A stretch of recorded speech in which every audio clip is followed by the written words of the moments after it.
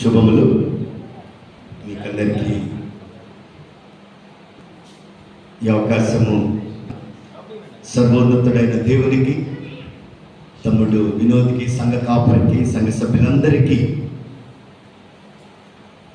నా కృతజ్ఞతలు. చిన్న ప్రార్థన చేస్తున్నాను.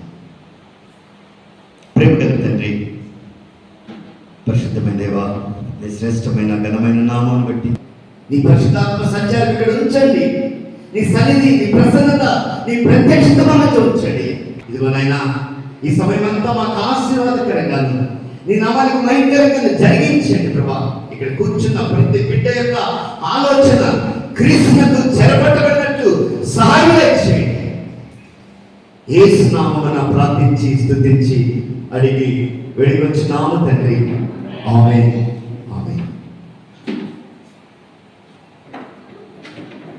కలిసి నేను ఈ రీతిగా ఈ సమయాన్ని గడపడం దేవుడు సహాయం చేసిన కొద్ది మాటలు నేను మీతో పంచుకుంటాను.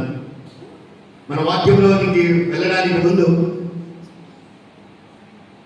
ఒకటి రెండు ప్రశ్నలు నేను మిమ్మల్ని వేయాలనుకుంటున్నాను. ఆ తర్వాత నేను వాక్యంలోనికి వెళ్తాను. మనం కొంతమంది ఇక్కడ ఉన్న వాళ్ళు క్రైస్తవ కుటుంబం నుంచి ఉండిన వాళ్ళు ఉంటారు, కొంతమంది వేరే ఉండొచ్చు, నాకు సరిగా తెలీదు. ఏదేమైనప్పటికీ నేను మీ నుంచి తెలుసుకోవాలనుకుంటున్నాను. దేవుడు అంటే ఎవరు, ఆయన ఎవరు, మనకి ఆయన ఏమై ఉన్నాడు అని తెలుసుకోవడం మనకి మంచిది అని నేను ఆశిస్తున్నాను. మీకేదైనా అభిప్రాయం ఉంటే దయచేసి చెప్తారా? ఎవరైనా చెప్తారా? పర్లేదు, మీరు చెప్పండి. ఇక్కడ నేనేదో పెద్ద పాస్టర్ని కాదు, నేను కూడా మీలాగే వాక్యం నేర్చుకుంటూ ఉన్నాను. పర్లేదు, చెప్పండి. సృష్టికర్త. వెరీ గుడ్, మంచి ఆన్సర్. ఇంకా కరెక్ట్, మంచి ఆన్సర్. దేవుడు మన సృష్టికర్త. సృష్టి యావత్తు మనందరికీ తెలుసు కదా. ఆ రోజుల్లో దేవుడు తన మాటతోటి సృష్టించాడు, మనల్ని తన స్వరూపమందు తన పోలిక చొప్పున సృష్టించాడు. కరెక్ట్. ఇంకా బ్రదర్ చెప్పండి. కరుణామయుడు. ఓకే. ఇంకా రక్షకుడు. ఓకే, మంచిది. ఇంకా ఇంకా ఇంకేమైనా ఆన్సర్స్ ఉన్నాయా? పరిశుద్ధుడు. ఓకే. దీనిలోకి వెళ్ళక ముందు నాకు దేవుడు అంటే నేను కూడా కొద్ది నిమిషాలు, ఒక 2 నిమిషాలు నేను నేను ముందుకు వెళ్తాను. నేను ఒక క్రైస్తవ కుటుంబంలో జన్మించాను. నా తండ్రి గారు దైవ సేవకులు. అయితే నేను పెరిగిన కుటుంబం అంటే ఆ యొక్క సహవాసములో ఉన్నప్పుడు నాకు ఉన్న అభిప్రాయం ఏంటంటే, దేవుడంటే ఎప్పుడు ఈ వ్యక్తి పాపం చేస్తాడా, వీడిని తీసుకొని నరకాగ్నిలో వేస్తామా అని చూస్తే దేవుడే అనుకున్నా. నాకు చాలా కాలం, ఎందుకంటే నేను విన్న వాక్యాలన్నీ, ఇవాళ పాపం చేస్తున్నావు, దేవుడు నీకు అగ్ని ఆరదు, పురుగు చాలు, అది విని ఇప్పుడంటే నాకు చాలా వరకు ఉన్న అభిప్రాయం, డిగ్రీ చదివే వరకు నాకున్న అభిప్రాయం ఏంటంటే, దేవుడంటే ఒక కొరడా పట్టుకొని ఎప్పుడు వీడు పాపము చేస్తాడా, వీడిని తీసుకెళ్ళి మండుచున్న అగ్నిగుండంలో వేస్తామా, అది అభిప్రాయం ఉంది. తర్వాత నేను ఎంఎస్సి చేసేటప్పుడు నేను ఉన్న పరిస్థితిలో నేను కొన్ని ఇబ్బందికర పరిస్థితి.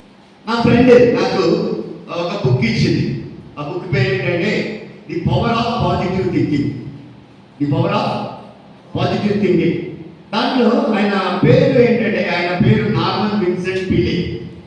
ఆయన నాకు చెప్పినది ఆ బుక్లో ఆయన దేవుడిని ప్రజెంట్ చేసింది చూసి, దేవుడిని నన్ను హత్తుకునేలాగా చేసిన. అంతకుముందు నాకు తెలిసిన దేవుడు ఎవరు చెప్పండి? నాకు తెలిసిన దేవుడు ఎవరు?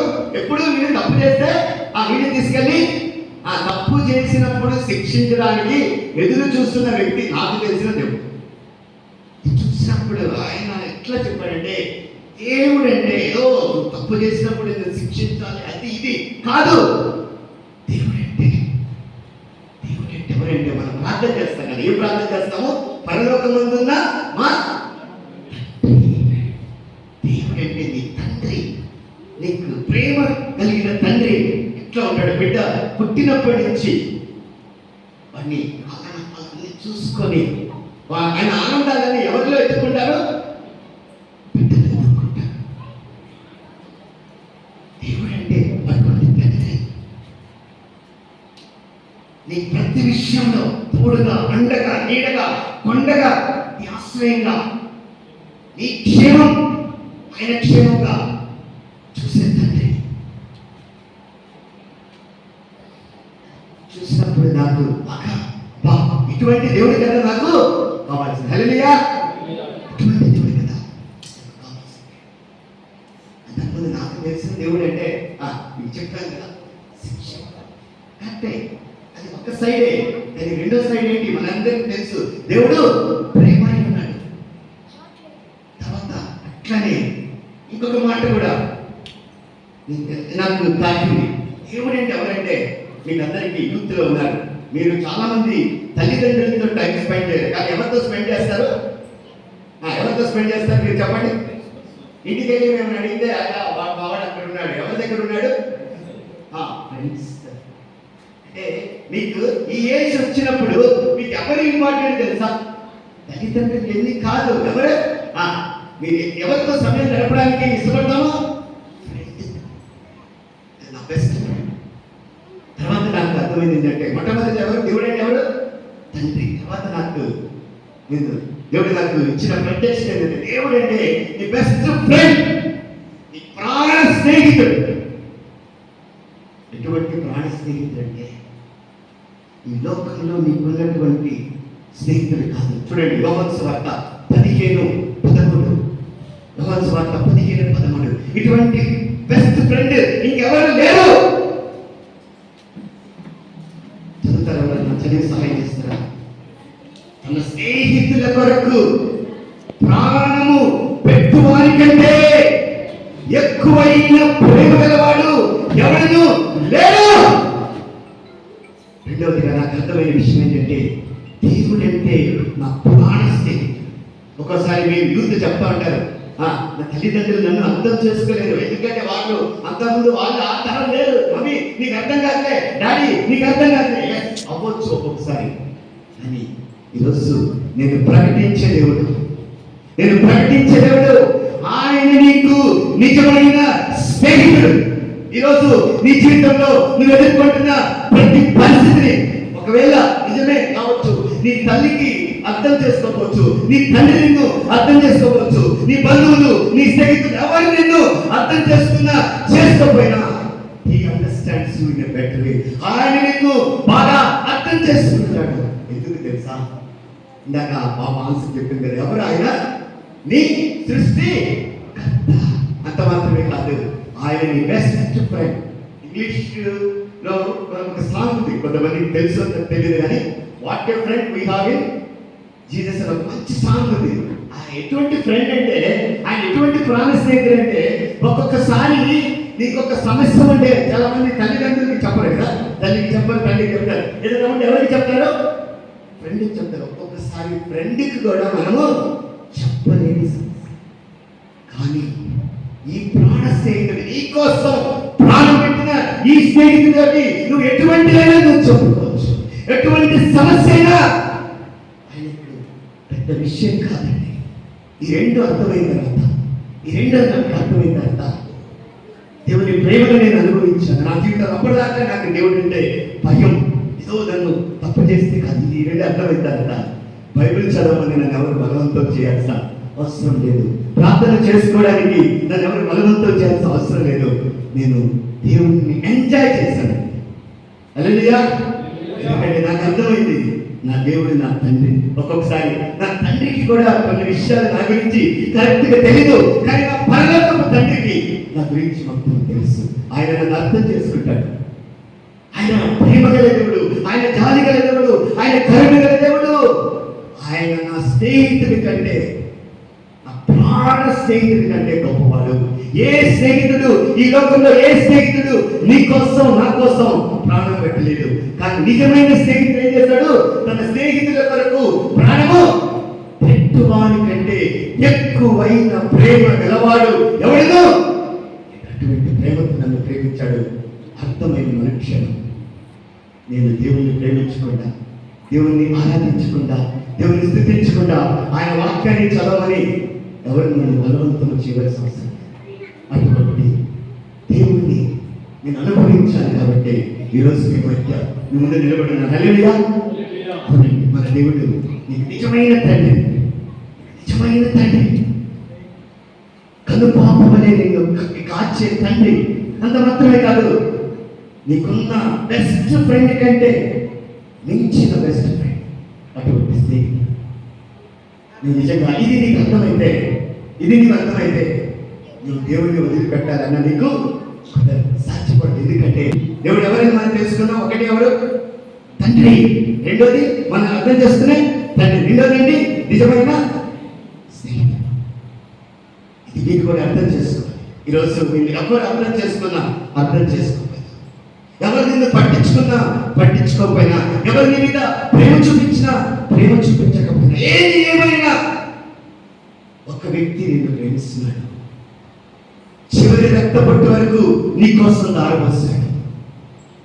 నీ తల్లిదండ్రులు ఒకవేళ నీ సమస్య ఎవరికి అర్థం కాకపోవచ్చు, కానీ దేవుడు నేను అర్థం చేసుకున్నాడు.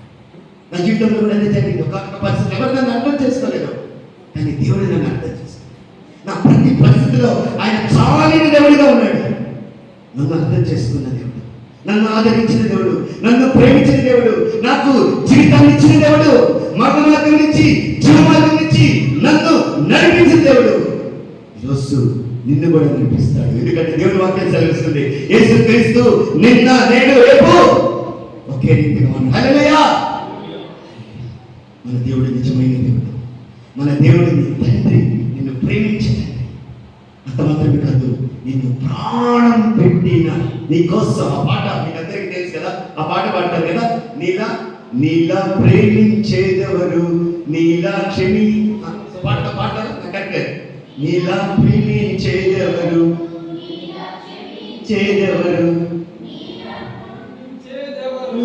యేసయ్యా. నీలా పాపికై ప్రాణం పెట్టిన వారెవరు, నీలా పాపికై ప్రాణం పెట్టి. అటువంటి వ్యక్తి ఇంకొక వ్యక్తి లేడు. ఈరోజు అటువంటి వ్యక్తి నీ దేవుడు, అటువంటి వ్యక్తి నా దేవుడు, అటువంటి వ్యక్తి మన దేవుడు. ఆయన మనకుండగా లోకంలోనిది ఏది మనకు అక్కర్లేదు. అందుకే ఒక వాక్యం మనం ముందర చాలా సందర్భాలు చెప్తాం, యెహోవా తమకు దేవుడుగా తలచినడు. కాబట్టి ఇటువంటి దేవుడు అండి మన దేవుడు. పక్కనలోకి వెళ్దాం రండి నాతో పాటు. ఆదికాండం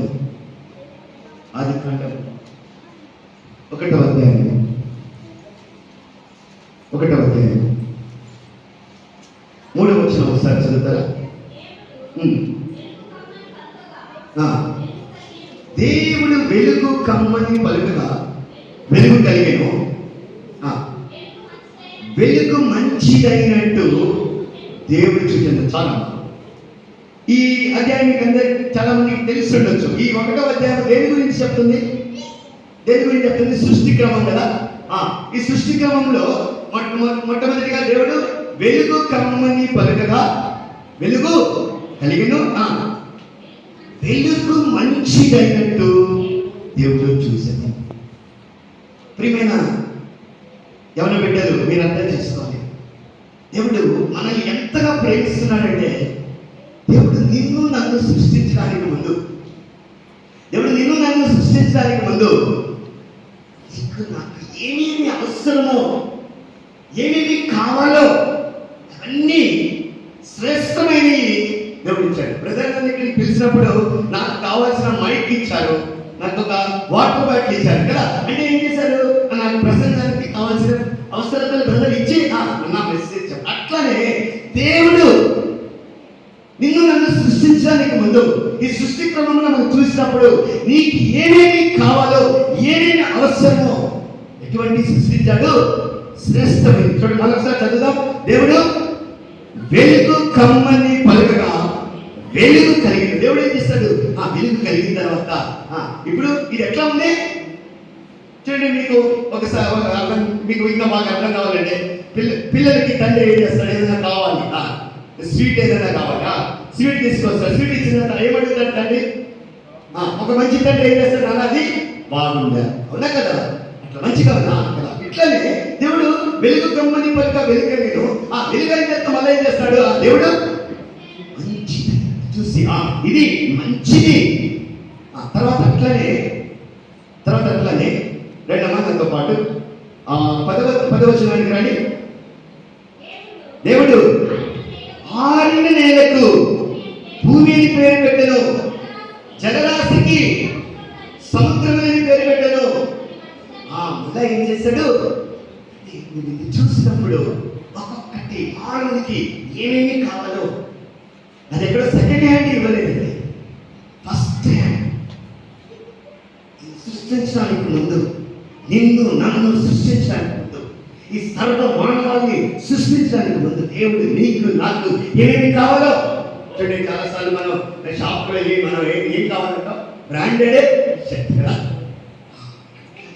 దేవుడు నీకు ఏమేమి కావాలో మంచి వెలుగు కమ్మని పలుకుతా నా వెలుగు కలిగను అది ఎంత ఉందని చూశాడు దేవుడు, మంచిదైనట్టు చూశాడు. ఆ తర్వాత ఏం జరిగింది?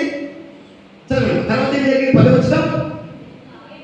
దేవుడు ఆగిన నేలను భూమిని పేరు పెట్టెను, జలరాశికి ఆయన సముద్రమని పేరు పెట్టెను. మళ్ళీ వచ్చి చూస్తాడు, ఆయన భూమిని పేరు పెట్టాడు, జలరాశికి సముద్రమని పేరు పెట్టి మళ్ళీ వచ్చి చూసి ఇది ఇది మంచిది అరే. నీ తర్వాత నాతో పాటు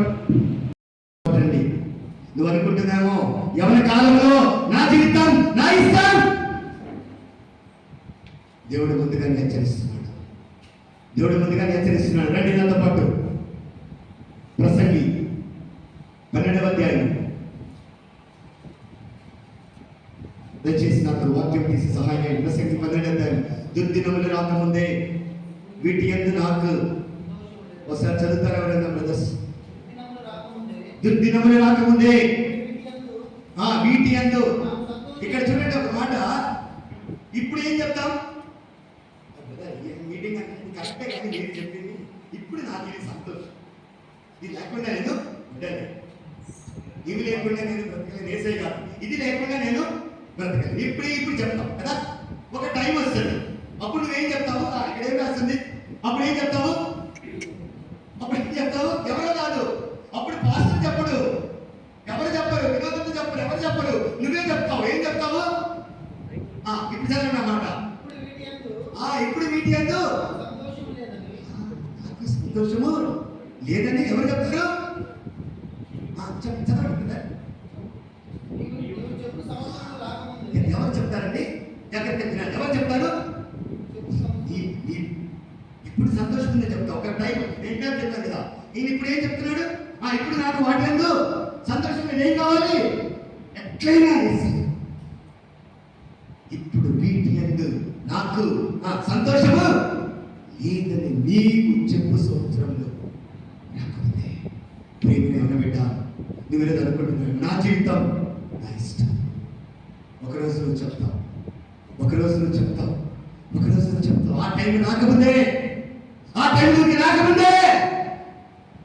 సమయం ఉండగానే ఇప్పుడు వీటి యందు నాకు సంతోషం లేదని నీవు నీ అంతట నీవే చెప్పు సంవత్సరంలో రాకముందే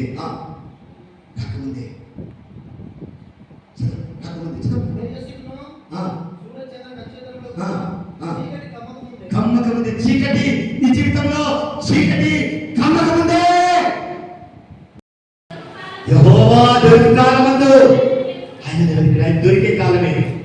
ఆ సమయం కోసం వెయిట్ చేయొద్దు. ఇప్పుడు వీటి యందు నాకు సంతోషం లేదని వింటావా? నా ఎదురు వస్తావా? నా మాట వింటావా? ఆయన నీకోసం చివరి కరెక్ట్ కొట్టు వరకు దానికోసం ఏ పాపం ఎరుగని ఆయన, ఏ పాపము చేయని ఆయన, జన్మ పాపము కర్మ పాపము లేని ఆయన, ఆ యొక్క కల్వరి శిలువలో నీకోసం ఆ ఘోరమైన కఠినమైన శ్రమను అనుభవించాడు. 39 కర్రవాదకులు ఇటువైపు ఒకవైపు, అటువైపు ఒకవైపు, నీకోసమే కేవలం నీకోసమే.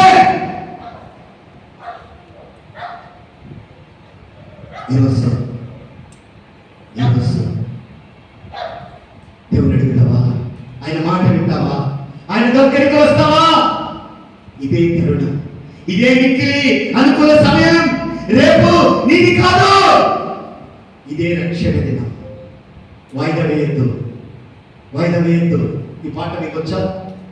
విన్న బోధ ఇది నాకు కాదు అని నిర్లక్ష్యముగా వెడలెడవా నీవు, మారు మనసు పొందవా రేపు.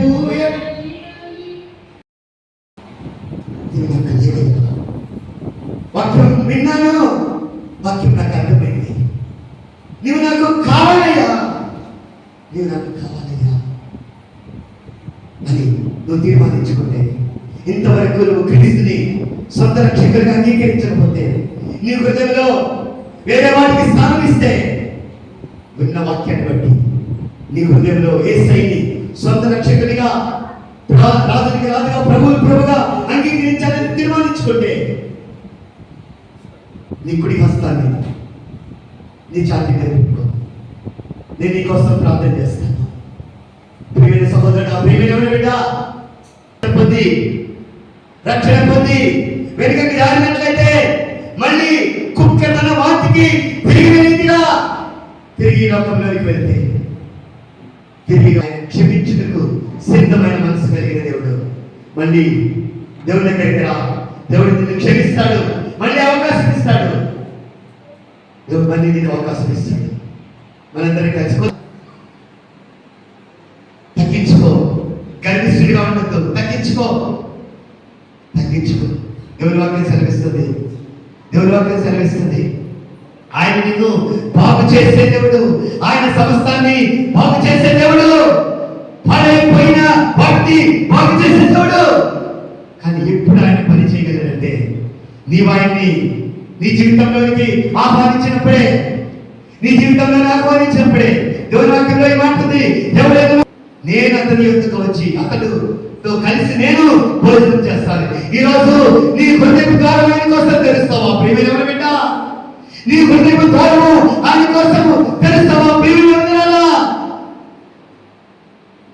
ఈరోజు అనుకూల సమయం, అనుకూల సమయం.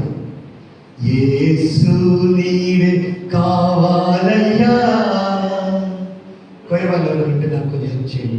నాతో కూడా రావాలయ్యా, యేసు నీవే కావాలయ్యా, నాతో కూడా రావాలయ్యా.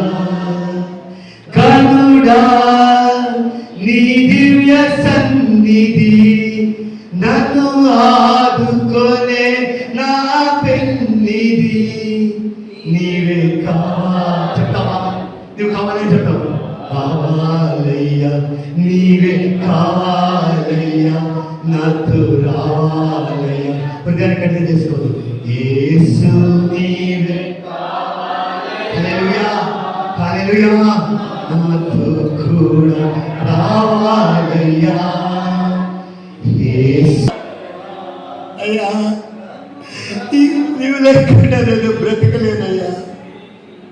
పడండి, పడండి. నీవు లేకుండా నేను బ్రతకలేనయ్యా. నీవే కావాలయ్యా, నాతో రావాలయ్యా. నీవే కావాలయ్యా, నాతో రావాలయ్యా. యేసు నీవే కావాలి. చెప్తావా ప్రియమైన సోదరుడు?